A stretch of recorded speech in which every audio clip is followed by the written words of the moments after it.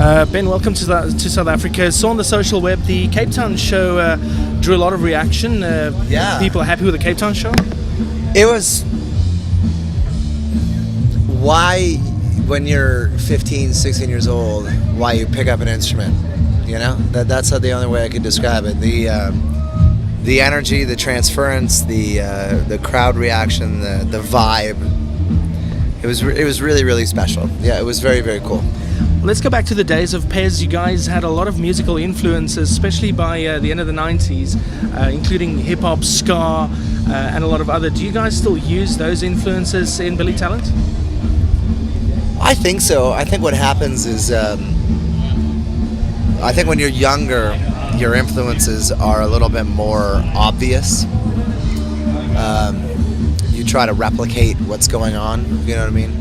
As opposed to being like, oh, I kind of like that, so I'm going to take a little bit of it and put it into the pot, as opposed to just being that kind of band, you know? So yeah, I think we still draw from the same kind of sources. I just think we've become a little bit more refined and also have, incorporated other things now that we never thought possible, you know? As you grow older and as you grow as a man, which sounds weird, but you know, your preference changes, you know, whether it be from food to wine to music to type of TV shows to movies to, you know.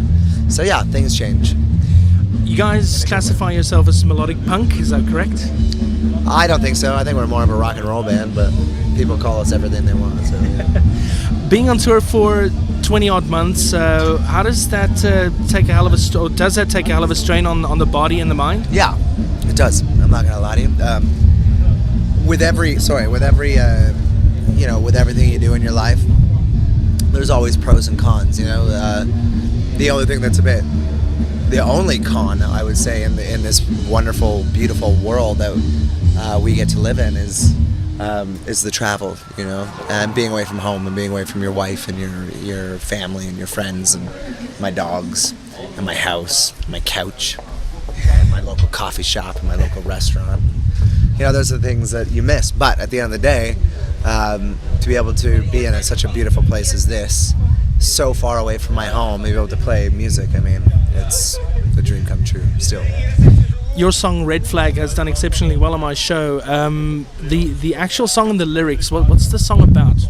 Red Flag? Oh, yeah. God.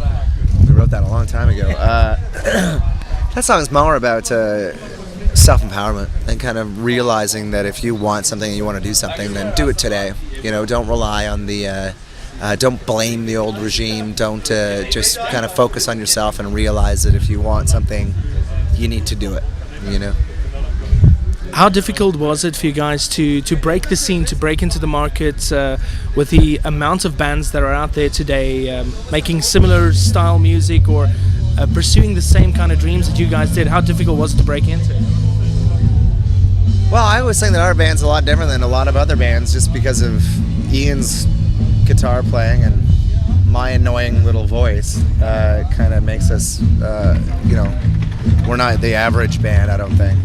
And I don't really think about competing with people. We just do what we do, and if it works, it works. And this is our 10th year as a touring band around the world, you know what I mean? So we put a lot of time in. It's our 20th year, the four of us playing together. So when you have that combination, like most bands, you know, only last a couple years or whatever it is, you know, to have 20 years with the same individuals is amazing. What's the dynamics in the studio? I mean, you just mentioned you guys are together now for 20 odd years. Not a lot of bands can boast with that. They go through several member changes. When you guys go into studio after 20 years, is it a mindset thing for you guys as well? You know exactly what the other guy's going to do? No, I never know what the next person's going to do, and they always end up impressing me, and we try to impress each other, and I think that's the most important thing is to there's like an understanding between us.